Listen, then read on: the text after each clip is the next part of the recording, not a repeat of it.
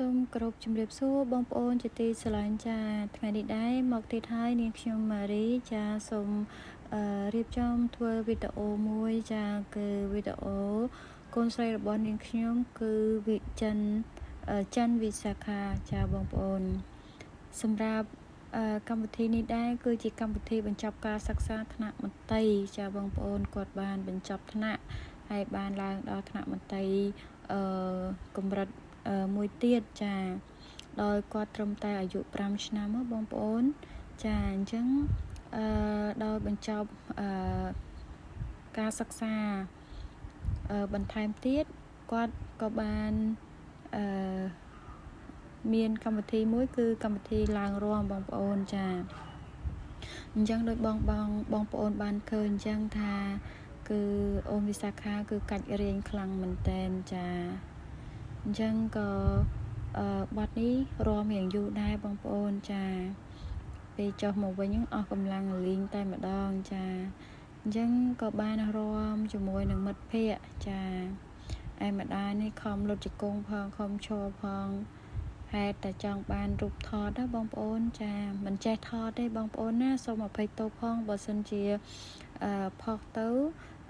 មើលដូចថាស៊ូមចុះស៊ូមឡើងឬក៏ផ្អៀងចុះផ្អៀងឡើងអីមិន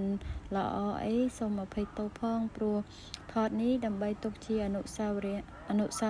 ចាអនុស្សាវរីយ៍ចាជាអនុស្សាវរីយ៍ចាដែលកូនស្រីបានរៀនចាគឺ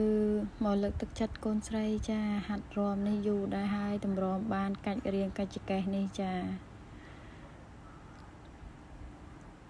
ចាអញ្ចឹងរាំកាច់ចកេះនេះគេតែងខ្លួនចាតែងតួបែបដើរលេងសមុទ្រណាចាបែបកោះម៉ាឌីវអញ្ចឹងណាបងប្អូនចានិយាយរួមទៅបត់គេនឹងលយបងប្អូនចាគឺអែមែនតែនសម្រាប់កម្មវិធីសាលាឆ្នាំនេះចាចង់និយាយថាមានការពេញចិត្តជាខ្លាំងណាបងប្អូនចា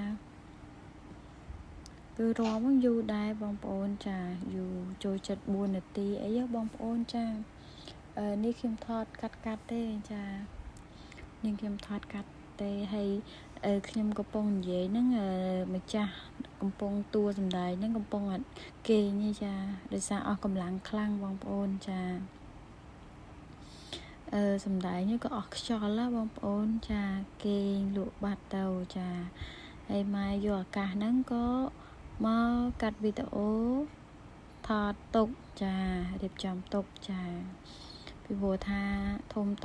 តូដែរហើយចា5ឆ្នាំវិញការចូលមុនដំបូងទូចាអត់ចេះរំទេទៅតែ2ខួបជាងបងប្អូនចាដល់ឥឡូវ3ខួបហើយអញ្ចឹងកាច់រៀងមួយគេបានច្រើនចាហើយកម្មវិធីនេះដែរមាន2វគ្គបងប្អូនចាវគ្គទី1ហ្នឹងគឺមានការសម្ដែងជាមួយនឹងលោកនាយកចាបន្ទាប់មកការសម្ដែងរបស់សិស្សានុសិស្សចាហើយអូនវិសាខាហ្នឹងក៏ជាសិស្សានុសិស្សមួយដែរចាអញ្ចឹងក៏ចប់ហើយសូមអរគុណចាអូនវិសាខាជម្រាបលាបងប្អូនមួយវគ្គសិនចាដោយចុះមកហ្នឹងចាអើយសែករម៉ែចាបងប្អូនមើលទៅថាយ៉ាងម៉េចដែរចាអូលយមែនតែនចាខ្ជូតចាអូនវិសាខាចុះមកអូខេចុះមកដល់គឺតាមនាងខ្ញុំតែម្ដងចាគឺអស់កម្លាំងប្រាប់ថាអស់កម្លាំងហត់ចាអញ្ចឹងបន្តពីកម្មវិធីនេះហើយក៏បានសម្រាប់វគ្គទី1ហើយអូនអនាថាបណ្ឌិតក៏មក congratulation ចែដែរចាហើយមេឃភ្លៀងជាខ្លាំងចានៅកម្មវិធីហ្នឹងបងប្អូនចាអូតិចស្រួលបងប្អូនចាមើលទៅមិនដែរចា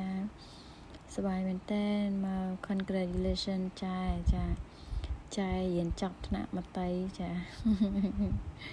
មើលដូចចាប់ថ្នាក់បញ្ញាបត្រចឹង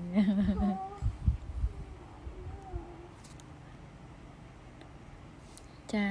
នេះជាកម្មវិធីបន្តទៀតចាដោយថាត្រៀមទទួលសញ្ញាបត្រក៏គេមានបទចម្រៀងណាបងប្អូនចាបទចម្រៀងចិនចាបងប្អូន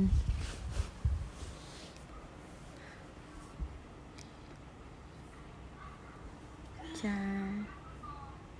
អញ្ចឹងក៏រាប់ចិនចាយូរដែរចាហើយនាងខ្ញុំនៅឆ្ងាយដោយសារបងប្អូនយើងច្រើនអញ្ចឹងខ្ញុំអត់បានទៅដល់ទេថតពីចំហៀងណាបងប្អូនចាថតពីចំហៀងទៅបាំងចា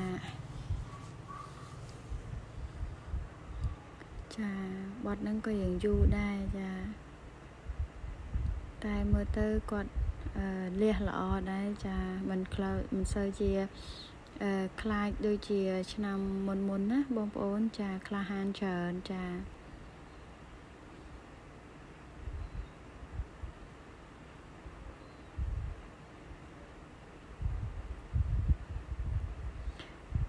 អញ្ចឹងក៏ចប់មកបទទៀតទៅចាបន្ទាប់ពីចប់បទនឹងហើយគេងដាក់ដៃពីក្រោយចាំឈ្មោះទទួលសញ្ញាបត្របងប្អូនចា